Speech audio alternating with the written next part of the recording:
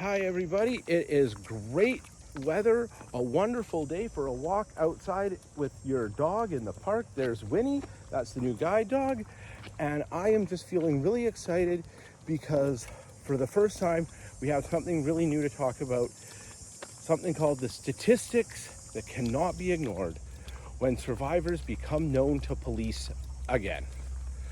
For years, members of the justice system, law enforcement, education, and social services have talked about the link between being exposed to violence and becoming involved in the law.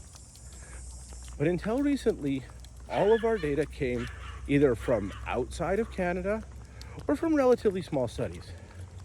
I recently reviewed materials from a presentation given by Adam Cotter, and it's overwhelming. There were approximately 700,000 participants, youth between the ages of 0 and 17, who experienced violence, with most of them experiencing the violence between the ages of 12 and 17. And what they found was that 47% of the people who experienced violence became involved in the law within 1 year of that incident.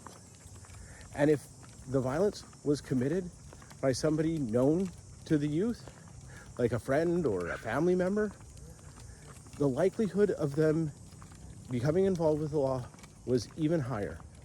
And on average, youth that were accused of a crime were accused with 3.8 offenses on average. So what does it say? It doesn't say that everyone who experiences violence will go on to commit a crime. In fact, far from it. It says that only 47%, so 53% of the people were not involved with the law later on.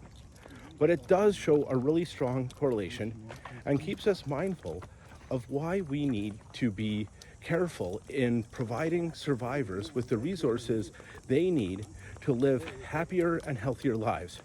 Restorative justice is preventative because it restores not only the survivors, but the offenders, and it helps to break this cycle before it continues.